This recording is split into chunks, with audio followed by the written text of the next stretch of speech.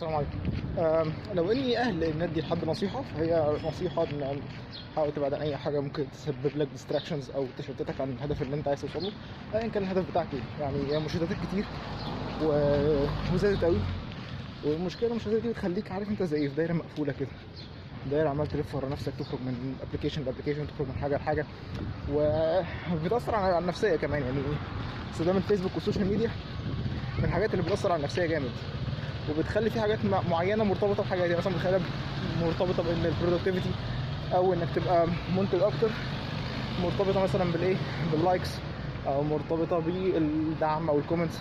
زي مثلا بالظبط كده لما تكون ناوي تعمل حاجه وتنزل انك هتعمل حلو، تلاقي كومنتس كتير قوي، دعم وشير ولايك ومش عارف ايه. الكلام ده كله بيحسب بنجاح زائف. وانا كنت من الناس اللي بتعمل كده. لو كنت مثلا انت متابعني من زمان على فيسبوك، انا من اكتر الناس اللي بتعمل كده، بس بطلت الموضوع ده. يعني الموضوع ده بجد من اكتر الحاجات اللي ممكن تخليك تحس بنجاح زائف وانت مش حاجه. ممكن حتى تكسل على الموضوع ده. يعني ممكن مثلا انت بتخطط لحاجه معينه عايز تعملها، وبعدين بعد ما تنشر انك هتعملها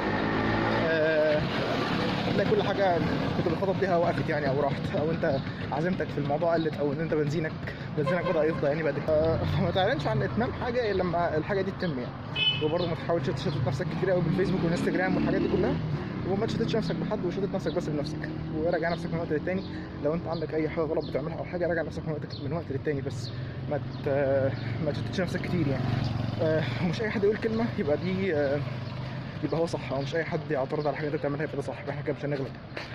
كل واحد له وجهه نظر معينه. وفي حاجات على فكره يعني ممكن الناس تكون بتعترض على وجهه نظرك، مثلا هم ما جربوش الموضوع ده، او تجربتهم للموضوع سطحيه جدا.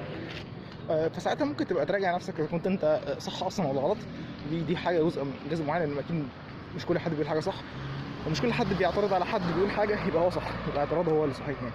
فانت راجع نفسك انت اذا كنت بتقول الحاجه دي اصلا صح ولا غلط، واذا كنت بتقولها غلط فمفيش مانع من الاعتذار، ولكن ما تحاولش تضر حد يعني بايه، بمعلومه او بنصيحه يعني. وما تخليش برضو تاثير اي حد في اي حاجه في حياتك يبقى شديد يعني، او يبقى كبير، او ياثر عليك سلبيا. لان زي ما بيقول كده ايه، كله هيتكلم يعني. اذا كان حد عايز يتكلم فكله هيتكلم. انا فاكر من اكتر الحاجات اللي كنت بعملها، او من الحاجات اللي جت في بالي قريب يعني، ان انا على انستجرام كان من فتره كده كنت بقول انا بعمل بريب وتحضير ومش عارف ايه، بحضر لفوتو سيشن او بحضر للطول. حلو الكلام.